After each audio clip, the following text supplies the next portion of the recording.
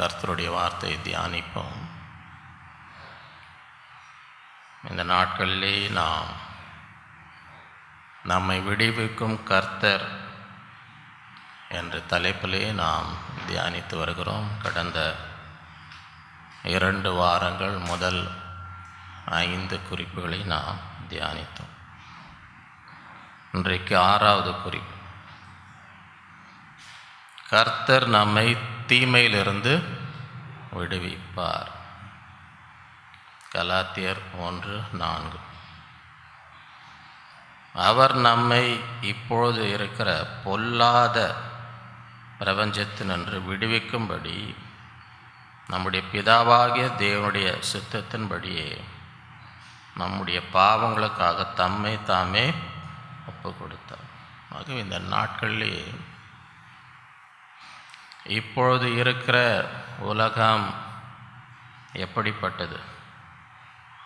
இப்பொழுது இருக்கிற பொல்லாத பிரபஞ்சத்து, ஒரு பொல்லாத தீமை நிறைந்த ஒரு உலகத்திலே நாம் வாழ்ந்து கொண்டிருக்கிறோம். அதிலிருந்து தேவன் நம்மை விடுவிக்கிற தேவன். உலகத்தில் பொல்லாப்பு இருக்குதா இல்லையா? தீமை இருக்குதா? உலகத்தில் தீமை இருக்குதா இல்லையா? நம்ம ஊரில் இருக்குதா? நம்ம சென்னையில் இருக்குதா? யாருன்னா பார்த்துருக்குறீங்களா? சென்னையில் தீமை எதாவது பார்த்துருக்கீங்களா யாருன்னா? ஆகவே அதெல்லாம் வசனம் சொல். இப்பிரபஞ்சம் பொல்லாத இந்த பிரபஞ்சத்திலிருந்து தேவன் நம்மை விடுவிக்கிற தேவன். 2 தீமோத்தேயு 4:16-18. நான் முதல் விசை உத்தரவு சொல்ல நிற்கையில் எல்லாரும் என்னோடு துணையாய் நின்றார்கள், என்னை உற்சாகப்படுத்தினார்கள், என்னை பலப்படுத்தினார்கள் அப்படின்னு போட்டிருக்கா. நான் முதல் விசை உத்தரவு சொல்ல நிற்கையில் என்ன நடந்துச்சு? ஒருவனும் என்னோட கூட இருக்க திரளா பவுல் பிரசங்கம் பண்ணுறாருங்க, பவுல் ஜெபம் பண்ணுறாரு, நிறையா சுகம் கிடைக்குது, அற்புதம் கிடைக்குது, எல்லாம் வாங்க வாங்க. அதுக்கு பெரிய கூட்டம் வந்தது. பவுல் கர்ச்சீஃப் தொட்டாலே வியாதியெல்லாம் நல்லா ஆகிடுது.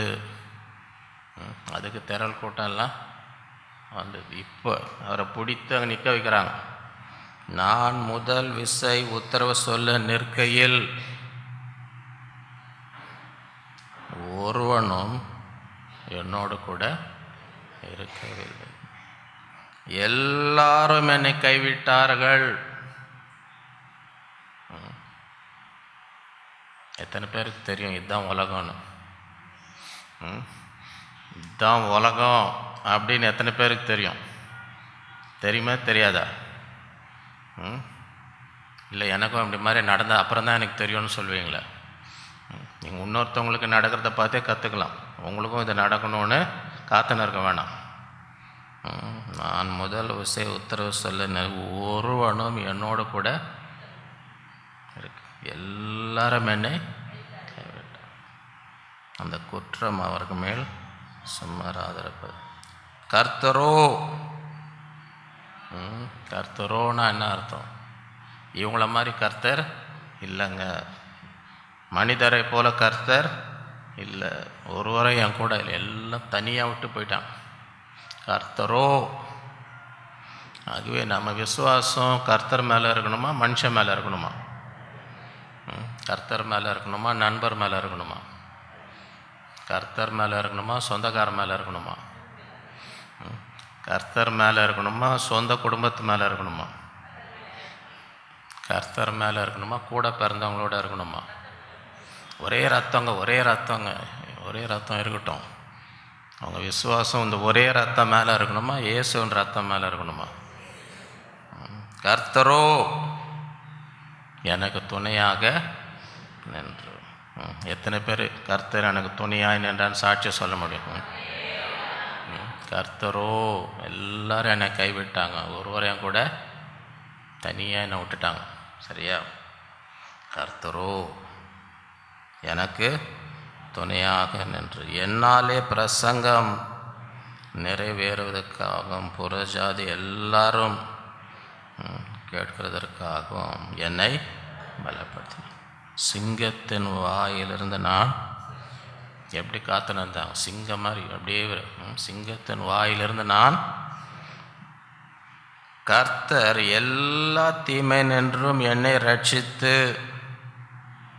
தம்முடைய பரம ராஜ்யத்தை அடையும்படி காப்பாற்று. எத்தனை பேர் இன்றைக்கி விசுவாசிக்கிறீங்க? உலகத்தில் எவ்வளோ தீமை இருக்கலாம், கர்த்தரோ எல்லா தீமையிலிருந்து என்னை ரட்சித்து தம்முடைய பரம ராஜ்யத்தை அடையும்படி அவருக்கு சதா காலங்களும் மகிமை உண்டாதாக. மத்தேயு 6:13. எங்களுக்கு ஜெபிக்க கற்றுக் கொடுங்கள், நாங்கள் எப்படி ஜெபிக்க வேண்டும் என்று சீஷர்கள் கேட்டு அங்கே அவர் கற்றுக் கொடுத்த என்ன ஜெபம் பண்ணணும், எப்படி ஜெபம் பண்ணணும். எங்களை சோதனைக்கு உட்பட பண்ணாமல் தீமையின் இருந்து எங்களை ரட்சித்துக் கொள்ளும். ராஜ்யம் வல்லமும் மகிமை என்றென்றைக்கும் உங்களை ஆமென். ஆகவே ஒவ்வொரு நாளும் உலகத்தில் என்ன இருக்குது? சோதனை இருக்குது, உலகத்தில் தீமை இருக்குது. அதுக்காக தான் இப்படி ஜெபம் பண்ணுங்க, இப்படி தான் ஜெபம் பண்ணணும்னு ஆண்டவர் கற்றுக் கொடுத்தார். ஒவ்வொரு நாளும் என்ன ஜெபம் பண்ணணும்? ஆண்டவரே எங்களை சோதனைக்கு உட்பட பண்ணாமல் தீமையின் இருந்து எங்களை ரட்சித்துக் கொள்ளும். தீமையின் இருந்துன்னா என்ன அர்த்தம்? தீமை வந்த பிறகா தீமை வரக்கூடாதுன்னு ஜெபமா? உங்களுக்கு தீமை வந்த பிறகு வந்து ஜெப குறிப்பு கொள்ளணும்னு ஆசையா, தீமை வராமல் இருக்கணும் அந்த ஜெபமா? எது உங்கள் ஜெபம்? ஒன்றும் கவலை இல்லைங்க, நம்ம சபையில் தினமும் ஜெபம் இருக்குது. தீமை வந்த பிறகு என்ன செய்ய போகிறோம்? ஜெப குறிப்பு கொடுத்துனாருங்களாம். அப்படி ஆண்டவர் கற்றுக் கொடுக்குறாரு. இப்படி ஜெபம் பண்ணுங்க, அவங்க தான் சபையில் தான் ஜெபம் பண்ணுறாங்களே, தீமெல்லாம் வரட்டும், வந்த பிறகு போய் ஜெப குறிப்பு கொடுங்கன்னு அப்படியே கற்றுக் கொடுக்குறாரு. என்னான்னு கற்றுக் கொடுக்குறாரு? எங்களை சோதனைக்கு உட்பட பண்ணாமல் தீமை நின்று எங்களை ரட்சித்துக்கொள்ளும். 1 நாளாகமம் 4. யாபேஸ் இஸ்ரவேலின் தேவனை நோக்கி, சரியா? யாபேஸுடைய சரித்திரம் நீங்கள் பார்த்தீங்கன்னா இந்த 1 நாளாகமம் புஸ்தகத்தில் நீங்கள் முதல் 9 அதிகாரம் வாசித்து பாருங்கள். முதல் 9 அதிகாரம் நினைக்கிறேன். நீங்கள் வாசித்து பார்த்தீங்கன்னா நிறையா பேர் இருக்கும். இவருக்கு பிறந்தார், இவருக்கு பிறந்தார், இவருக்கு பிறந்தார், லைனாக வேறு எதுவுமே அவங்கள பற்றி இருக்காது. இவங்களுக்கு பிறந்தாங்க அவ்வளோதான் அவங்கள பற்றி சொல்லியிருக்குமே தவிர வேறு எதுவுமே அவங்கள பற்றி சொல்கிறதுக்கு அங்கே எதுவுமே இல்லை. நீங்கள் வாசித்தப்போ வீட்டில் போய் வாசித்து முதல் 9 அதிகாரத்தை வாசித்து பாருங்கள். யாரை பற்றியும் பேர் தான் இருக்கும். இவங்களுக்கு பிறந்தாங்க, இவங்களுக்கு பிறந்தாங்க, சரி. அதுக்கப்புறம் என்ன இருக்குது அவங்கள பற்றி சொல்கிறது? ஒன்றுமே. ஆனால் இந்த 4ஆம் அதிகாரம் 9ஆம் வசனம் பார்த்தோம், இந்த 2 வசனம் நின்று யாபேஸை பற்றி அங்கே சொல்லப்படுது. காரணம், யாபேஸ் பிறக்கும் பொழுது அவங்க அம்மா என்ன சொன்னாங்க? ஏன் அவனுக்கு யாபேஸ்ன்னு பேர் வச்சாங்களாம்? இந்த மகன் பெரிய ஆசீர்வாதம்னு சொல்லி வச்சாங்களா? என்னன்னு வச்சாங்க? துக்கத்தோடு இவனை பெற்றேன், துக்கத்தோடு இவனை. அதனால தான் அவன் பேர் யாபேன்னு. துக்கம், இவன் எனக்கு பெரிய துக்கங்க இவன், அதுதான் அவனுக்கு பேர். சரியா? சரி, நம்ம இப்படி தான், நமக்கு இப்படி தான் பேர் வச்சுருக்கிறாங்க, அப்படியே இது வாழ்நாளெல்லாம் துக்கமாக இருந்துட்டு போகலாம் அப்படின்னு இருந்தானா என்ன செஞ்சான் யாபேஸ்? யாபேஸ் இஸ்ரவேலின் வேறு யாரும் சொந்தக்கார போய் கேட்கல, எனக்கு உதவி செய்யுங்க, எனக்கு கொஞ்சம் மேலே வரத்துக்கு உதவி செய்யுங்க. சொந்தக்கார நண்பரை போய் கேட்கல, யாரையுமே உலகத்தில் யாரையும் போய் கேட்கல. நம்ம வாழ்க்கை அவ்வளோ துக்கமாக இருக்குது, எனக்கு கொஞ்சம் உதவி செய்யுங்கன்னு யாரையுமே கேட்கல. யாரை போய் கேட்குறாரு? யாபேஸ் இஸ்ரவேலின் தேவனை நோக்கி நான் ஜெபம் பண்ணுறார். தேவரீர் என்னை, ஆண்டவர் நீர் என்னை ஆசீர்வதி. இந்த உலகத்தில் வேறு யாருமே எனக்கு, நீர் என்னை என்ன செய்யும்? ஆசீர்வதித்து என்ன செய்யும்? என் எல்லையை பெரிதாக்கும். என் எல்லையை பெரிதாக்கும். நான் முன்னேறணும், நான் விரிவடையணும். உமது கரம் என்னோடு இருந்து. சில பேர் இந்த தமிழில் சொல்லுவாங்க, ஏணியில் ஏறின பேருங்க ஏணி எட்டி உதைப்பாங்களா? கேள்விப்பட்டிருக்கீங்களா? கேள்விப்பட்டிருக்கீங்களா? கேள்விப்படலையா? ஏணியில் ஏறின பிறகு ஏணி என்ன செய்வாங்களாம்? அப்படின்னா என்ன அர்த்தம்? அதோடைய அர்த்தம் யாருக்குன்னா தெரியுமா? என்ன அர்த்தத்தில் சொல்கிறாங்கன்னு? அவங்க மேலே ஏறத்துக்கு உங்களை பயன்படுத்துவாங்க. உங்கள் உதவியெல்லாம் இதை கொஞ்சம் உதவி செய்யுங்க எல்லாம் பண்ணி அவங்க கொஞ்சம் முன்னேறி மேலே போயிட்டாங்கன்னு வைங்க, எட்டி உங்களை உதைப்பாங்க. போய்த்தோ, இந்த பக்கமே வராது இனிமையாக, இனி உன் உதவி எனக்கு தேவையில்லை. சரியா? உலகத்தில் இது நடக்குதா இல்லையா? அதனால என்ன அர்த்தம்னா, கொஞ்சம் ஆசீர்வாதம் வாங்கிட்டு அப்படி கை தள்ளி அப்படி இல்லை, உதவி செய்ய நான் ஆசீர்வதிக்கிற வரைக்கும் உங்கள் கரம் கூட இருக்கட்டும், அதுக்கப்புறம் நீங்கள் போயிடுங்க, அதுக்கப்புறம் வராதிங்க. நான் அப்படி இல்லை, உங்கள் கரம் என்னோடு. சில பேர் ஆசீர்வாதம் வந்த பிறகு ஆண்டவர் என்ன செஞ்சிடறாங்க? மறக்கிறாங்க. நீங்கள் சபையிலே பார்க்கலாம், கஷ்டத்தில் இருக்கும்போது முதல் ஆளாக உட்காந்து இருப்பாங்க. எப்போ ஆராதனை ஆரம்பிக்கும், எப்போ என்னங்க இப்போ எல்லாம் ஜெபம் பண்ணுங்க, எனக்கு என் குடும்பத்தில் பயங்கர கஷ்டம். சரி, எல்லாம் ஜெபம் பண்ணி நல்லா ஆயிடுச்சுன்னு பையங்க, அதுக்கப்புறம் அவங்கள பார்க்க முடியுமா?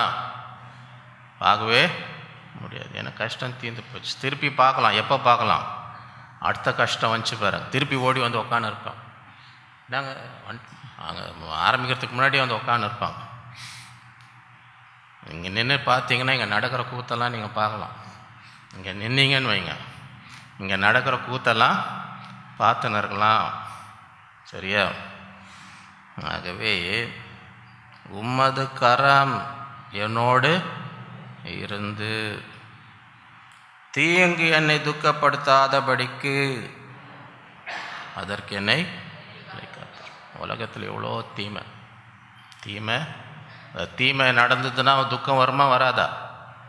உங்கள் குடும்பத்தில் ஒரு தீமை நடந்துச்சுன்னா அவங்க மனசுக்கு துக்கம் வருமா, வேதனை வருமா, கண்ணீர் வருமா? அதுதான் சொல்கிறேன், தீங்கு என்னை என்ன செய்யக்கூடாது. எத்தனை பேருக்கு அந்த வாஞ்சை இருக்குது? தீங்கு என்னை துக்கப்படுத்தக்கூடாது வாஞ்சை இருக்கா இன்றைக்கி? அப்போ இந்த ஜெபத்தை செய்யணும். ஆண்டவரே, தீமை என்ன செய்யக்கூடாது, துக்கப்படுத்து. அதில் கண் கலங்கக்கூடாது, கண்ணீர் வரக்கூடாது. ஏன்? தீமை என்ன அழ வைக்க கூடாது. அதுதான் ஒரு ஜெபம். தீங்கு என்னை துக்கப்படுத்தாதபடி. எவ்வளோ தீமை ஆண்டவரே, இதெல்லாம் நடந்ததுன்னா என் வாழ்க்கையில் என்ன வரும்? அழுதுனே இருப்பேன் நான். காலையில் எழுந்திரிக்கும் போது என்ன வரும்? தூங்கும் போது அழுதுனே. ஏன்னா தீமை அவ்வளோ தீமை. அந்த நிலைமை வரக்கூடாதபடி, தீங்கு என்னை துக்கப்படுத்தாதபடிக்கு அதற்கு என்னை விலக்கி காத்தல். என்னப்பா இந்த மாதிரிலாம் ஜெபம் பண்ணுற? அதெல்லாம் எப்படிப்பா செய்கிறது? உலகத்தில் வரும்ப்பா, உன்னை தீமை வரும், உன்னை துக்கப்படுத்தணும்னு சொன்னாரா? அப்படியே ஆண்டவர் பதில் கொடுத்தாரு. தீங்கு என்னை துக்கப்படுத்தாதபடி அதற்கு என்னை விலக்கி காத்தரலும் என்று வேண்டிக் கொண்டான். என்ன நடந்துச்சு? என்ன ஆண்டவர் என்ன பதில் கொடுத்தாரு இந்த ஜெபத்துக்கு? அவன் வேண்டிக் கொண்டதை தேவன் ஜெபத்துக்கு. சரிப்பா, அதுதானும் ஆசை, தீங்கு ஒன்றை துக்கப்படுத்தக்கூடாது. நான் அதை உன் ஆசையை நான் என்ன செய்கிறேன்? நீ எத்தனை பேருக்கு அந்த ஆசை இருக்குது? விசுவாசத்தோடு என்ன செய்யணும்? யாபேசு ஜெபித்தது போல, தேவரீர் என்னை ஆசீர்வதியும், என் எல்லையை பெரிதாக, உம்முடைய கரம் என்னோடு இருந்தது, தீங்கு என்னை துக்கப்படுத்தாதபடி அதற்கு என்னை விலக்கி காத்தரலும் என்று வேண்டி அவன் வேண்டிக் கொண்டதை தேவன் அருளினார். இந்த வசனங்கள்லாம் வைத்து இந்த நாளில் ஜெபித்து அந்த ஆசீர்வாதத்தை என்ன செய்யணும்? பெற்றுக்கொள்ள வேணும். இல்லைங்க, நான் அழுதுன்னு எல்லாம் ஜெப குறிப்பு கொடுக்குறதா எனக்கு பழக்கம் அப்படின்னு யாருன்னா சொல்கிறீங்களா? வசனத்தில் வராமல் இருக்கிறதுக்கு ஒரு வழி இருக்கும்போது அதை பயன்படுத்தணுமா பயன்படுத்தக்கூடாதா? தீமையிலிருந்து நம்மை விடுவிக்கிற 7வது குறிப்பு, கர்த்தர் நம்மை பிசாசிலிருந்து விடுவிப்பார். கொலோசியர் 1:13. இருளின் அதிகாரத்தினின்று நம்மை விடுதலையாக்கி தமது அன்பின் குமாரனுடைய ராஜ்யத்துக்கு உட்படுத்தவனாக இருக்கிற பிதா ஸ்தோத்தரிக்கிறோம். ஐயோ, பிசாசு இருளின் அதிகாரம் தேவனுடைய ராஜ்யத்துக்கு வருவதற்கு முன்பாக எல்லாரும் எந்த அதிகாரத்தில் இருந்தோம்? இருளின் பிசாசு அந்த ராஜ்யத்தில் அவன் அதிகாரத்தில் இருக்கணும். அந்த இருளின் அதிகாரத்தினின்று நம்மை விடுதலையாக தமது அன்பின் குமாரனுடைய ராஜ்யத்துக்கு உட்படுத்தினாக இருக்கிற பிதாவை எபேசியர் 6:10-18. கடைசியாக என் சகோதரரே, கர்த்தரிலும் அவருடைய சத்துவத்தின் வல்லமையிலும் பலப்படுங்கள். எதில் பலப்படணும்? கர்த்தரிலும் அவர் சத்துவத்திலும் இப்போ சரீரம் எப்படி பலப்படணுமோ அதே போல் ஆவியும் என்ன செய்யணும்? பலப்படணும். இப்போ சரீரம் பலப்படலன்னு வைங்களேன், அதால் எதிர்த்து நிற்க முடியுமா? சரீரத்தில் எதிர்ப்பு சக்தி இல்லைன்னு வைங்க, பலவீனமாக இருந்தால் எதாவது எதிர்த்து நிற்க முடியுமா? பக்கத்தில் ஒருத்தவங்க இருமுனாங்கன்னு வைங்க, உடனே அவங்களுக்கு தொத்துமா தொத்தாதா? எதிர்ப்பு சக்தி இருந்தால் தான் சுற்றில என்ன வியாதி இருந்தாலும் எதிர்னா உங்களை என்ன செய்யாது. அது கம்மியாயிடுச்சுன்னா என்ன பண்ணும்? அமைதியாக வீட்டோட ஊர் சுற்றி நிற்கக்கூடாது. சரியா? எதிர்ப்பு சக்தி இல்லைன்னா என்ன செய்யக்கூடாது? ஊர் சுத்த. ஏன்னா ஊரில் என்ன வியாதி இருக்குன்னு உங்களுக்கு தெரியாது. யாருக்கு என்னென்னோ இருக்கும். இங்கே போயிட்டு நீங்கள் அங்கே போயிட்டு இங்கே போயிட்டுக்குள்ளே 10 வியாதியை தொத்தின்னு உட்காந்து இருப்பீங்க. சரியா? நல்லா பார்த்துங்க. வீட்டை விட்டு வெளியே போகிறதுக்கு முன்னாடி எனக்குள்ளே எதிர்ப்பு சக்தி இருக்குதா? அமைதியாக உட்காந்து எங்கேயும் போயின்னு இருக்கு. ஏன்னா எதிர்த்து இருக்கவங்ககிட்ட என்ன இல்லை? பலன். அதே போல தான் ஆவிக்குரிய வாழ்க்கையிலும் என்ன இருக்கணும்? கடைசியாக என் சகோதரரே, கர்த்தரிலும் அவருடைய சத்துவத்தின் வல்லமையிலும் ஏன் காரணம் சொல்கிறார். ஏன் பலப்படுப்பா? அந்த சத்துவத்திலும் அந்த வல்லமை ஏன் பலப்படு? ஏன்னா நீங்கள் பிசாசின் தந்திரங்களோடு எதிர்த்து நிற்க என்ன இருக்கணும்? தாண்டி. பிசாசு எதுவுமே நேர்மையாக செய்ய மாட்டான். எல்லாமே தந்திரமாக தான். அவன் ஒன்று சொன்னால் அதோடைய அர்த்தம் வேறு ஏதாவது இருக்கும். ஒன்று சொன்னால் இங்கிலீஷில் நீதிமொழிகளில் வாசம், the tender mercies of the wicked are cruel. தமிழில் என்னன்னு தெரியல.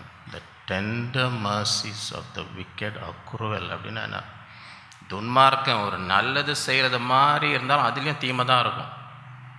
அவன் செய்கிறது பார்க்குறதுக்கு எப்படி இருக்கும்? நன்மை போல் இருந்தாலும் அதுவும் இதுக்கு தான் செய்கிறான். அவன் தான் துன்மார்க்கம். ஆகவே தந்திரங்கள், நீங்கள் பிசாசின் தந்திரங்களோடு எதிர்த்து நிற்க திராணி உள்ளவர்கள் என்ன தேவனுடைய சர்வாயுத வர்க்கத்தை. ஏனெனில்னா என்ன அர்த்தம்? தான் காரணம். ஏன் இதெல்லாம் போட்டு? மாம்சத்தோடும் இரத்தத்தோடும் துரைத்தனங்களோடும் அதிகாரங்களோடும் இப்பிரபஞ்சத்தின் அந்தகார லோகாதிபதிகளோடும் வான மண்டலில் உள்ள பொல்லாத ஆவிகளின் சேனைகளோடும் நமக்கு துரைத்தனங்கள், அதிகாரங்கள், பிரபஞ்சத்தின் அந்தகார லோகா வான மண்டல பொல்லாத ஆவிகளின் இவைகளோடு போராட வேண்டும் என்றால் ஆண்டுடைய வல்லமை தேவையா? தேவையில்லையா? இல்லாமல் போய் நிற்க முடியுமா? அதுக்கு தான் சொல்கிறேன். இவ்வளோ பெரிய போராட்டம் இருக்கிறதுனால கடைசியாக சகோதரர் கர்த்தரிலும் அவர் சத்துவத்தின் வல்லமையிலும் ஆகையால் தீங்கு நாளிலே அவைகளை நீங்கள் எதிர்க்கவும். தீங்கு நாள்னால் என்ன அர்த்தம்? ஏற்கனவே கேட்டிருக்கேன் நான். ஆண்டோடைய பிள்ளைங்களுக்கு நல்ல நேரம் கெட்ட நேரம் இருக்குதா? நல்ல நாள் கெட்ட நாள் இருக்குதா? நான் அன்றைக்கி வரேங்க. ஐயா அன்றைக்கி வராதிங்கய்யா, இத்தனாம் தேதி வாங்க. அங்கே அன்றைக்கி வேறு ப்ரோக்ராம் இல்லை, அந்த நாள் வாங்கய்யா. சரி நான் வேணாம், இத்தனை மணிக்கு வந்துட்டு. ஐயா அந்த நேரம் வராதிங்கய்யா, இந்த என்னது இது என்னதுன்னு கேட்குறேன் நான். இந்த நாள் வராதிங்க, இந்த நேரம் வராதிங்கன்னா என்னது இதெல்லாம்? இதெல்லாம் என்னது இது? ஆண்டோடைய பிள்ளைங்களுக்கு நல்ல நாள் கெட்ட நாள், நல்ல நேரம் கெட்ட நேரம்லாம் இருக்குதா? ஆனால் இங்கே ஒரு நாள் போட்டிருக்குது, இங்கே ஒரு நாள் வசனத்தில் இருக்குது. நானாக சொல்கிறேன்னு நினைக்காதீங்க, இது எதில் இருக்குது? ஆக தீங்கு நாளில். தீங்கு நாள்னால் என்னங்க? தீங்கு நாள்னால் என்ன? தீங்கு நாள்னால் பிசாசு அன்றைக்கி உங்களை ஒரு வழி ஆக்கணும்னு அவன் உங்களை தாக்கிறதுக்கு வயிற்றுக்கு கொஞ்ச நாள் அமைதியாக இருப்பான். இருக்கட்டும் இருக்கட்டும் இருக்கட்டும், இந்த வரட்டும், இந்த நாளில் அவனுக்கு என்ன பண்ணுறேன் சரியா? தீங்கு நாள்னால் என்றைக்கு வந்து சத்ரு உங்களுக்கு விரோதமாய் அன்னியோட ஒன்று ஒரு வழி ஆகணும்னு பிசாசு வந்து உங்களை தாக்குறான் பாருங்க, அந்த நாள் பேர் தான் தீங்கு நாள். ஆகையால் தீங்கு நாளிலே அவைகளை நீங்கள் நிற்கணும். அந்த நாளில் வந்து நீ ஒன்றும் பண்ண முடியாது, என்ன பண்ணாலும் என்ன ஒன்றுமே. ஏன்? தீங்கு நாளிலே அவைகளை நீங்கள் எதிர்க்கவும் சகலத்தையும் செய்து முடித்தவர்களாய் நிற்கவும் திராணி உள்ளவர்களாகும்படி என்ன செய்யணும்? தேவனுடைய சர்வாயுத வர்க்கத்தை எடுத்துக்கொள்ளுங்கள். எடுத்துக்கொள்ளன்னு வைங்க. சாதாரண நாளில் எப்படியோ நீங்கள் சமாளிச்சுன்னு போகலாம், ஆனால் தீங்கு நாள்னு வருது பாருங்கள், அன்றைக்கி என்ன செய்ய முடியாது, நிற்க. இதுதான் எச்சரிக்கிறார். கடைசியாக சகோதரரே, கர்த்தரும் ஒரு சத்துவத்தில் என்ன செய்யுங்க. ஏன்? மாம்சத்தோட ரத்தத்தோடு நமக்கு துரைத்தனங்கள், அதிகாரங்கள், பிரபஞ்சத்தின் அந்தகார வானமல்லு பொல்லாத சேனைகளோடு நமக்கு போராட்டம். ஆகவே இந்த நாட்களில் உணர்ந்து கொள்ளும். சத்தியம் என்னும் கச்சை உங்கள் அறையிலே கட்டி கொண்டு. பிசாசு வந்து பொய்க்கு பிதான்னு சொல்லியிருக்கோம். அவன் வாயை திறந்தால் என்ன தான் வரும்? பொய் தான் வரும். ஏதாவது பொய்யை சொல்லி உங்களை ஒரு வழி ஆக்கிறது தான் அவனுடைய. அப்போ என்ன சார், நீங்கள் சத்தியத்தை அறியணும். சத்தியத்தை அறிவீர்கள். சத்தியம் உங்களை, நீங்கள் சத்தியத்தை அறிந்தில்லைன்னு வைங்க, உங்கள் பைபிள் அப்படியே புதுசாக இருக்குதுன்னு வைங்க, டெய்லி அதை தொச்சு பத்திரமா இருக்கும். சத்தியத்தை எப்படி அறியறது? நீங்கள் வந்து ஃபோன்லேயே பைபிள் எல்லா மொழியிலும், முக்கால்வாசி எல்லா மொழியிலும் ஃபோன்லேயே வாசிக்கலாம். நான் வாசித்து என்ன செய்யணும்? ஃபோனில் மணிக்கணக்காக ஊர்க்கதை பேசுகிறதுக்கு என்ன செய்யலாம்? ஃபோனில் என்ன வாசிக்கலாம்? பைபிள். சத்தியத்தை அறிந்திருக்கும் பொழுது என்ன செய்ய முடியும்? பிசாசு தீங்கு நாளில் வரும்பொழுது என்ன எதிர்த்து நிற்க. சத்தியத்தை அறியாமல் இருந்தால் என்ன செய்ய முடியும்? சத்தியம் என்னும் கற்சையை, நீதி என்னும் மார்க்கசுகை தரித்தவர்களாகும். தேவன் இயேசு கிறிஸ்துவின் ரத்தம் சகல கர்த்தரிடத்திலே நாம் பாவம் அறிக்கை செய்தால் அவர் எல்லா அநியாயத்தை நீக்கி நம்மை சுத்திகரிக்கும்படி உண்மையும் நீதி உள்ளவருமாய் இருக்கிறார். அந்த நீதி என்ன செய்யணும்? இருக்கும். அது இல்லைன்னா நிற்க முடியும். சமாதானத்தின் சுவிசேஷத்திற்குரிய ஆயத்தம் என்னும் பாதரட்சை கால்களில் தொடுத்தருளாகும். சமாதானம் கால் செருப்ப மாட்டின்னு ஊர் சுற்றின்னு இருக்கக்கூடாது. போனால் என்ன செய்யணும்? ஆண்டவரை பற்றி சொல்லணும். இந்த சமாதானத்தின் சுவிசேஷத்தை அறிவிக்கிறவர்களாய் இருக்க வேண்டும். பொல்லாங்க நேயும் அக்னி ஆஸ்தங்கிற எல்லாம், எல்லாம்னா என்ன அர்த்தம்? ஒரு சிலன்னு போட்டிருக்கா, 1 2ன்னு போட்டிருக்கா, எல்லாம். எத்தனை அக்னி ஆஸ்தங்க பொல்லாங்கன்னு பிசாசு உங்களுக்கு அக்னி ஆஸ்திரம் அப்படி எரிஞ்சுன்னு வருது. அக்னி நெருப்பு, அது எல்லாம் என்ன செய்ய முடியுமா? அவித்து போடத்தக்கதாக. அவித்து போடத்தக்க. இப்போ அங்கே ஒரு ஃபயர் வருதுன்னு வைங்களேன், ஃபயர் எக்ஸ்டிங்விஷர் யாருன்னா பார்த்துருக்குறீங்களா? அடிப்பாங்க பாருங்கள், நெருப்பு வரும்போது இந்த ஃபோம் மாதிரி போய் அடிப்போம். சில பேர் மண்ணை கூட தூக்கி அடித்து இது பண்ணுறாங்க. சரியா? ஏதாவது ஒரு அறிவாளி எரியுதுன்னு போய் எண்ணெய் ஊற்றினான்னு வைங்க, அங்கே பயங்கரமாக நெருப்பு எரியுதுங்க, எண்ணெய் எத்தணும். அப்போ என்ன நம்ம சபையில் எண்ணெய் ஊற்றி ஜெபம் பண்ணுறாங்க, எண்ணெய் ஊற்றலாம்ப்பான்னு. அது எரிகிற அக்கினி மேலே போய் எண்ணெய் ஊற்றுனீங்கன்னா என்ன ஆகும்? ஆகவே பொல்லாங்கண்ணே அப்படியே எரிஞ்சுன்னு வரும்போது அது எதை செஞ்சால் அவித்து போடும், அதை தான் பயன்படும். அது இன்னும் ஜாஸ்தி ஆகிறத என்ன செய்யக்கூடாது. பொல்லாங்க நெய்யும் அக்னி ஆஸ்தங்கள் எல்லாம் அவித்து போடத்தக்கதாக உங்களுக்கு நேராக வருது, எரிஞ்சுன்னு வருது. அப்போ அதை அவித்து போடணும்னா என்ன செய்யணும்? எல்லாவற்றுக்கும் மேலாக விசுவாசம் என்னும் கேட்கும். விசுவாசம்தான் கேடகம். அந்த நேரத்தில் போய் அவிசுவாசமாக நிற்கக்கூடாது, பயந்து நிற்கக்கூடாது, குழம்பி போய் நிற்கக்கூடாது, சந்தேகப்பட்டு நிற்கக்கூடாது. அதெல்லாம் அப்போல்லாம் உங்களுக்கு கேடகம் இல்லை. அந்த வரும்போது அவிசுவாசமோ சந்தேகமோ பயமோ இருந்துச்சுன்னா என்ன இல்லை, உங்களுக்கு உங்களை பாதுகாக்க என்ன இல்லை. அந்த அக்னி ஆஸ்திரம் வரும்பொழுது அதெல்லாம் அவித்து போடத்தக்கதாக எல்லாவற்றுக்கும் மேலாக விசுவாசம் என்னும் கேடகத்தை பிடித்து கொண்டவர்களாய். அப்போ சரி, அப்போ ஒருத்தர் இப்போ சமையல்காரன் வராருன்னு வைங்களேன்.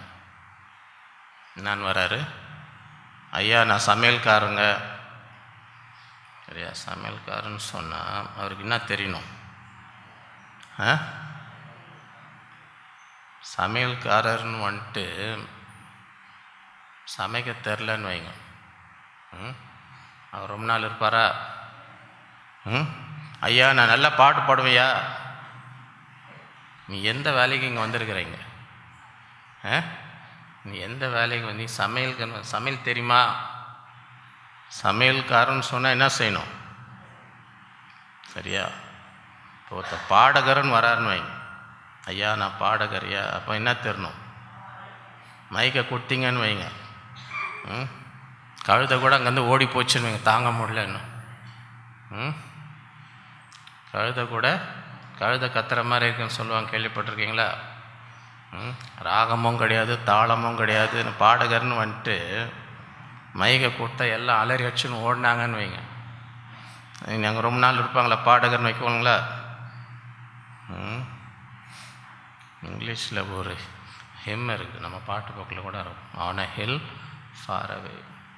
அப்போ யாரையாச்சும் பார்த்து பிரதர் நீங்கள் on a hill far away பாடுங்கன்னா என்ன அர்த்தம்? இங்கே பாடாத, தூரத்தில் போயிடு, எங்கே போய் நீ பாடுன்னு அர்த்தம். ஆன் அ ஹில் ஃபார், இங்கே உட்காந்து கத்தின்னு இருக்காது, யாராலையும் அவன் பாட்டை கேட்க முடியாது. On a hill far away, you must sing on a hill far away. On a hill far அவேன்னா என்ன அர்த்தம்?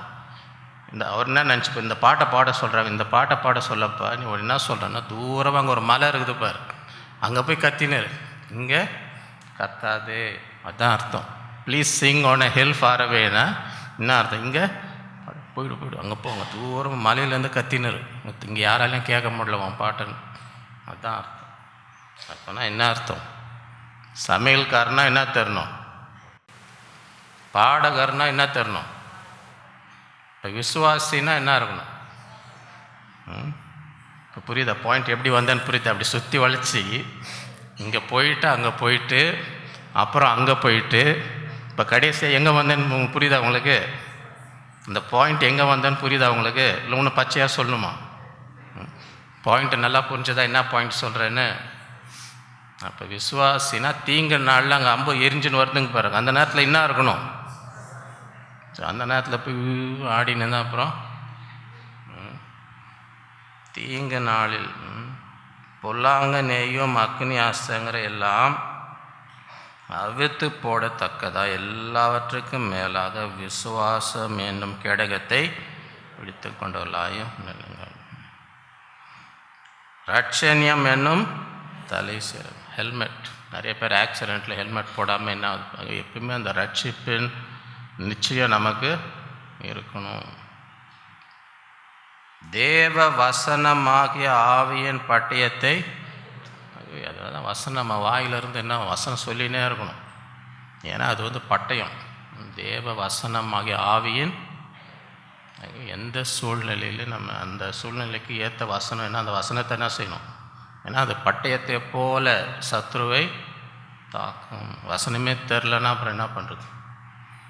வசனமே தெரிலன்னா என்ன பண்ண என்ன இருக்கு? உங்கள் கையில் என்ன பட்டயம் இருக்கும்? அதுதான் வசனத்தை நன்றாக அறிந்து எந்த சமயத்திலும் அப்படின்னு போட்டிருக்கா. ஞாயிற்றுக்கிழமை காலையிலே அப்படின்னு போட்டிருக்கா. ஞாயிற்றுக்கிழமை காலையிலே வந்து ஜெபம் பண்ணிட்டு போங்க அப்படின்னு போட்டிருக்கா. எந்த சகல விதமான அப்படின்னா வேண்டுதலில் பல விதமாக இருக்குதா, ஒன்று தான் இருக்குதா? ஒருத்தங்க பிறந்த நாள் கொண்டாடும்போது உங்கள் சாப்பாடு நல்லா வாசனை ஜெபம் பண்ணுங்கன்னா அதுக்கு ஒரு விதமான, சரியா? ஒருத்தர் புதுசாக ஆண்டவரை ஏற்றுக்கொண்டு ரொம்ப ஜெபம், அப்போமே ஜெபம் பண்ண ஆரம்பித்தார்னா மணிக்கணக்காக பண்ணி தான் அப்படியே அந்த மாதிரி ஒரு வைராக்கியம். புதுசாக ஆண்டவரை ஏற்றுக்கொண்டு அவ்வளோ ஆவியில் வைராக்கியமாக ஜெபம்னு சொன்னால் அவ்வளோதான் பண்ணினே இருப்பார். அவர் நிறுத்தவே முடியாது அவரால். சரி, இது தெரியாமல் ஒரு மீட்டிங் முடிஞ்சோடனே சாப்பாட்டுக்கு எல்லாம் உட்காந்து பிரதர் ஜெபம் பண்ணுங்க நாங்கள், அவ்வளோதான். பிரதர் ஃபுல் ஃபயரில் ஆரம்பிச்சிட்டார், போகிறாரு. இங்கே எல்லாம் ஆறின்னு போதான். இங்கே இன்னாங்க எல்லாம் சார் பசியில் என்ன பிரதர் அவர் இன்னும் முடிக்கிற மாதிரி இல்லை. அது பயங்கர ஸ்பீடில் அவர் போயின்னு இருக்கிறார். ஏன்னா அவருக்கு அவர் தான் ஜபம்னா அவ்வளோதான், அவர் போயிடுவார். அவர் வேறு அதை என்றைக்கு முடிப்பாருன்னு தெரியாது. இருப்பார்லாம் பசியில் இருக்க முடியுது. அதனால் சகல விதமான வேண்டுதலாம் இல்லை அர்த்தம். அதுக்கு இப்போ ஒருத்தருக்கு அங்கே உயிர் போயின்னு இருக்குது, ஜெபம் பண்ணுங்கன்னா ஆண்டவரே இந்த பிரஸ் அவர் ஆசை சாப்பாட்டுக்கு ஜெபம் பண்ணணும். அங்கே போய் பண்ணிங்கன்னா என்ன ஆள் பண்ணி முடிவுத்தில் ஆள் போயிட்டுருப்பாருங்க. நீங்கள் ஆமேன் போடுறதுக்குள்ளே ஆள் போயிட்டுருப்பார். அங்கே பண்ணுற ஜெபமே அவர் உயிர் போயின்னு இருக்குங்க. அவருக்கு எப்படி ஜெபம் பண்ணணும்? எந்த சமயத்திலும் சகல விதமான வேண்டுதலோடும் விண்ணப்பத்தோடும் ஆவினாலே ஜெபம் பண்ணி அதன் பொருட்டு மிகுந்த மன உறுதியோடும் சகல யாரும் உங்களுக்கே பண்ணின்னு இருக்காதீங்க. என் குடும்பம் என் பிள்ளைகள் சகல ஜெபம் பண்ணணும். விழித்திருங்கள். இந்த வசனம் முக்கியம். விழித்திருங்கன்றது முக்கியம் இல்லையா? இங்கேருந்து பார்த்தா தெரியும் உங்களுக்கு. இங்கேருந்து பார்த்தீங்கன்னா இந்த வசனம் எவ்வளோ முக்கியம்.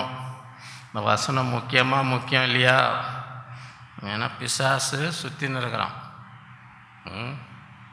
மாம்சத்தோடும் இரத்தத்தோடும் துரைத்தனங்களோடும் அதிகாரங்களோடும் பிரபஞ்சத்தின் அந்தகார லோகாதிபதிகளோடும் வானமண்டல பொல்லாத ஆவிகளின் சேனைகளோடு நமக்கு போராட்டம் உண்டு. அப்படி போராட்டம் இருக்கிற நேரத்தில் உங்களால் கண்ணு கூட திறக்க முடியலன்னு வைங்க. கண்ணு கூட உங்களால் திறக்க முடியலன்னா என்ன ஆகுறது உங்கள் நிலமை? விழிச்சுன்னு இருக்கவங்கள பிசாசு பிடிப்பானா, தூங்கின்னு இருக்கவங்கள பிடிப்பானா? அவன் திருடன் திருடவும் கொல்லவும் வேற ஒன்றும். இப்போ திருடன் முழிச்சுன்னு இருக்கவங்கள தேடுறது கஷ்டமா, தூங்கின்னு இருக்கவங்கள தேடுறது கஷ்டமா? யாரை தேடுறது கஷ்டம்? முழிச்சுன்னு இருக்கவங்களையா தூங்கின்னு இருக்கவங்களையா? எல்லாம் போயிட்ட பிறகு ஏன்ச்சின்னாங்கன்னா திருட எல்லாம் போயிடுச்சுங்க, எல்லாம் காணாம போயிடுச்சுங்க, எல்லாம் என்னங்க பண்ணிடல, தூங்கின்னு இருந்தாங்க. சரியா? ரோமர் 16:20 சமாதானத்தின் தேவன் சீக்கிரமாய் சாத்தானை உங்கள் கால்கள் கீழே அப்படி கர்த்தராக இயேசு கிறிஸ்துவின் கிருபை உங்களோடு இருப்பதாக. ஆகவே பிசாசு சமாதானத்தை கெடுக்கிறவன். அவன் யாரும் சமாதானம் இருக்கிறது அவனுக்கு. இந்த சமாதானத்தின் தேவன் சாத்தானை நம்ம கால் கீழே நசிக்கும். யாக்கோபு 4:7 ஆகையால் தேவனுக்கு கீழ்ப்படிந்திருங்கள். அது முதலாவது. சரியா? அது இல்லாமல் அடுத்ததுக்கு போயிடக்கூடாது. முதலாவது என்ன செய்யணும்? தேவனுக்கு, பிசாசுக்கு எதிர்த்து, அப்பொழுது அவன் உங்களை விட்டு. இந்த நாட்களிலே பிசாசை எதிர்த்தனர். 1 பேதுரு 5:8. சரியா? இந்த வசனம் வீட்டில் மாட்டி வைக்கணும்னு நினைக்கிறேன் நான். வீட்டில் காலை எழுந்தோன்னே அதை பார்க்கணும். தெளிந்த புத்தி உள்ளவர்களாய் இருங்கள், விழித்திருங்கள். முக்கியம் இல்லையா? ஏன் அங்கே காரணம் சொல்கிறாங்க. ஏன் தெளிந்த புத்திகளை ஏன் விழித்திருக்கணும்? காரணம், ஏனெனில் உங்கள் எதிராளாகிய பிசாசானவன் கெர்ச்சிக்கிற எவனை விழுங்கலாமோ என்று வகை தேடி. அப்படின்னா என்ன அர்த்தம்? ஏன் பிசாசு சுற்றி வரான்? எல்லாரையும் அவனால் விழுங்க முடியும்னா எல்லாரையும் போய் விழுங்கு. அப்போ ஒருத்தங்க தெளிந்த புத்தி உள்ளவர்களாக விழித்திருந்தால் அவங்கள என்ன செய்ய முடியாது? அவனால் விழுங்க முடியாது. அப்படியே வரான். ரொம்ப உஷாராக இருக்கிறாங்க. இவர் விட்டு இவர் வேணாம், இவர் ரொம்ப தெளிந்த புத்தியாக இருக்கிறாங்க, விழித்திருக்க. இவங்கள வாங்கினா இந்த பக்கம் போகலாம். இங்கே தூங்கி விழுற மாதிரி இருக்குது இது. இதை பார்த்தா தெளிந்த புத்தி மாதிரியும் தெரில, விழித்திருக்கிற மாதிரியும் தெரில. இதை நல்லா முழுங்கலான்னு நினைக்கிறேன். சரியா? எத்தனை வாட்டி இதை சொல்கிறதுன்னு எனக்கே தெரிலன்னு நீங்கள் நிறைய வாட்டி சொல்ல வேண்டியதாக இருக்குது. ஏனெனில் உங்கள் எதிராளாகிய பிசாசானவன் கர்ச்சிக்கிற சிங்கப்போல் எவனை விழுங்கலாம் என்று வகை தேடி விசுவாசத்தில் உறுதியாக இருந்து அவனுக்கு எதிர்த்து. பயந்து நிறக்கூடாது, சந்தேகப்பட்டு. விசுவாசத்தை எப்படி இருக்கணும்? உறுதியாக இருந்து அவனுக்கு. உலகத்தில் உங்கள் சகோதரத்தில் அப்படிப்பட்ட பாடுகள் நிறைவேறுதென்று உங்களுக்கு மாத்திரம் இல்லை, பிசாசு எல்லாரையும் தான். அப்போஸ்தலர் 26:15-18. அப்பொழுது நான், ஆண்டவரே நீர் யார் என்று. அதற்கு அவர், நீ துன்பப்படுத்துகிற இயேசு, இப்பொழுது நீ எழுந்து காலூன்றி நில். நீ கண்டவைகளையும் நான் உனக்கு தரிசனமாகி காண்பிக்கப் போகிறவர்களையும் குறித்து உன்னை ஊழியக்காரனாகவும் சாட்சியாகவும் ஏற்படுத்துவதற்காக உனக்கு தரிசனமானேன். உன் சுய ஜனத்தாரிடத்திலும் அந்நிய ஜனத்தார் என்று உன்னை விடுதலையாக்கி அவர்கள் என்னை பற்றும் விசுவாசத்தினாலே பாவ மன்னிப்பையும் பரிசுத்தமாக்கப்படுவதற்குரிய சுதந்திரத்தையும் பெற்றுக்கொள்ளும்படி அவர்கள் இருளை விட்டு ஒளியின் நடத்திற்கு, சாத்தானுடைய அதிகாரத்தை விட்டு தேவனிடத்திற்கும் திரும்படி நீ அவருடைய கண்களை திறக்கும் பொருட்டு இப்பொழுது உன்னை அவரிடத்துக்கு அனுப்புகிறேன். ஐயோ, எதற்கு? ஆண்டவருடைய நோக்கம் என்ன? எதற்காக ஆண்டவர் தெரிந்து கொண்டார்? நீ என் ஊழியக்காரனாகவும் சாட்சியாகவும் இருக்க வேண்டும். உன் சுய ஜனத்தார் என்றும் அந்நிய ஜனத்தார் உன்னை விடுதலையாக்கி அவர்கள் என்னை பற்றும் விசுவாசத்தினாலே என்ன கிடைக்கணும்? பாவ மன்னிப்பையும் பரிசுத்தமாக்கப்பட்டோருக்குரிய சுதந்திரத்தையும் பெற்றுக்கொள்ளும்படியாக இருளை விட்டு ஒளிநடத்தும், சாத்தானுடைய அதிகாரத்தை விட்டு தேவனிடத்திற்கும் திரும்பும்படி நீ அவருடைய கண்களை திறக்கும் பொருட்டு இப்பொழுது உன்னை அவர்களுக்கு அனுப்புகிறேன்.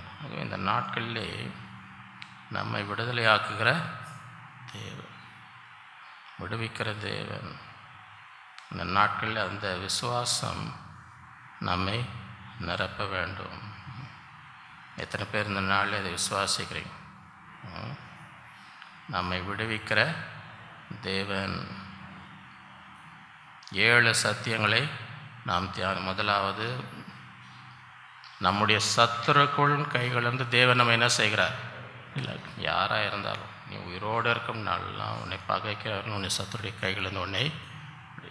இரண்டாவது, நம்முடைய பயங்களிலிருந்து தேவன் நம்மை, நான் கர்த்தரை தேடினேன், என்னுடைய எல்லா பயத்திலிருந்து நீங்களாக்கியனே. மூன்றாவது, நம்முடைய உபத்திரவங்களிலிருந்து தேவன் நம்மை விடுவிக்கிறார். நீதிமானுக்கு வரும் துன்பங்கள் எல்லாவற்றிலும் கர்த்தர் என்ன செய்கிறார்? விடுவிக்கிறார். நான்காவது, நம்முடைய வியாதியிலிருந்து கர்த்தர் நம்மை மெய்யாகவே நம்முடைய பலவீனங்களை ஏற்றுக்கொண்டு நாம் நோய்களை சுமந்தார். ஐந்தாவது, மரணத்திலிருந்து தேவன் நம்மை விடுவிக்கிறார். ஆண்டவர் இந்த உலகத்து மாம்சத்தில் இருந்த நாட்களில் தம்மை மரணத்திலிருந்து ரட்சிக்க பலத்த சத்தத்தோடும் கண்ணீரோடும் விண்ணப்பம் பண்ணி வேண்டுதல் செய்து தம்முடைய பயபக்தி நிமித்தம் உலகத்தில் உயிருக்கு எவ்வளோ ஆபத்து. ஒவ்வொரு நாளும் தேவனை நோக்கி ஜெபிக்கும்போது நம்முடைய காலத்துக்கு முன்பாக மரணத்திலிருந்து தேவன் நம்ம என்ன செய்வார்? விடுவிப்பார். எத்தனை பேருக்கு உயிரோடு இருக்கணும்னு ஆசை இருக்குது? ஆசை இருக்குதா? உலகத்தில் உயிருக்கு ஆபத்து இருக்குதா இல்லையா? அப்போ ஒவ்வொரு நாளும் என்ன செய்யணும்? ஆண்டவரே என் உயிரை பாதுகாத்தரணும், என் ஆயுசு நாட்களை கூட்டித்தாரும். ஆறாவது, தீமையிலிருந்து தேவன் நம்மை விடுவிக்கிறார். உலகத்தில் எவ்வளோ தீமை என்னை துக்கப்படுத்தாதபடி அதிலிருந்து என்னை அவன் வேண்டிக் கொண்ட தேவன் அருளினார். ஏழாவது, பிசாசின் அதிகாரத்திலிருந்து தேவன் நம்மை விடுதலையாக்குகிறார். அந்நாட்களில் அதை நாம் விசுவாசிக்க வேண்டும். எப்படிப்பட்ட சூழ்நிலை இருந்தாலும் நம்மை விடுவிக்கிற தேவன். இந்த நாளில் அந்த விசுவாசத்தோடு இந்த எல்லா ஆசீர்வாதங்களை பெற்றுக்கொள்ளும்படி தேவன் நமக்கு கிருபை செய்வாராக. நாம் ஜெயிப்போம். அன்புள்ள ஆண்டவரே, உம்மை துதிக்கிறோம், உம்மை ஸ்தோத்திரிக்கிறோம். இந்த நாளில் நம்முடைய பிள்ளைகளாய் கூடி நம்மை ஆராதித்து உம்மை தொழுது கொண்டு நம்முடைய இருதயத்தை ஓற்றி ஜெபிக்கும்படி தந்த கிருபைக்காக உம்மை ஸ்தோத்திரிக்கிறோம். இந்த நாட்களிலே எங்களை விடுவிக்கிற தேவனார்க்கபடியாக உம்மை ஸ்தோத்திரிக்கிறோம். நாங்கள் தியானித்த ஒவ்வொரு சத்தியத்தின்படி இந்த நாட்களில் ஒவ்வொருவரையும் விடுவிப்பீராக. விசேஷமாக இந்த நாளிலே தீமையிலிருந்து எங்களை விடுவிக்கிறது, பிசாசின் அதிகாரத்திலிருந்து எங்களை விடுவிக்கிறது. நாட்கள் அப்படிப்பட்டவராக எல்லா வித தீமையிலிருந்து ஒவ்வொருவரையும் நீர் விடுவிக்க வேண்டுமா ஜெபிக்கிறோம். எல்லா பிசாசின் அந்தகாரத்தின் வல்லமைகளிலிருந்து விடுவிப்பீராக. பெரிய காரியங்களை இந்த நாட்களில் செய்கிறார். இந்த நாளில் வந்த ஒவ்வொருவரையும் ஆசீர்வதியும், குடும்பங்களை ஆசீர்வதியும், பிள்ளைகளை ஆசீர்வதியும், நல்ல சுகம்பலம் தாரும். எதிர்பார்க்கும் ஆசீர்வாதங்களை நீர் கட்டளையிடுவீராக. கையின் பிரயாசங்கள் எல்லாம் நீர் ஆசீர்வதி. குடும்பத்திலே சமாதானம் சந்தோஷத்தை தார். இரத்த கோட்டைகளை மறைத்துக்கொள். இயேசுவின் மூலம் பிதாவே, உடைய கர்த்தராக இயேசு கிறிஸ்துவின் கிருபையும் பிதாவாகிய தேவனுடைய அன்பும் பரிசுத்த ஆவியானவரின் அநியாயக்கும் நம் அனைவரோடும் என்றும் என்றும் சதா காலம் இருப்பதாக. என் ஆத்மாவே கர்த்தரை ஸ்தோத்திரி, என் முழு உலகமே பரிசுத்த நாமத்தை ஸ்தோத்திரி. என் ஆத்மாவே கர்த்தரை ஸ்தோத்திரி, அவர் செய்த சகல உபகாரங்களை மறவாதே. ஹல்லேலூயா. கர்த்தர் உங்கள் ஒருவரையும் அளவில்லாமல் ஆசீர்வதிப்பாராக.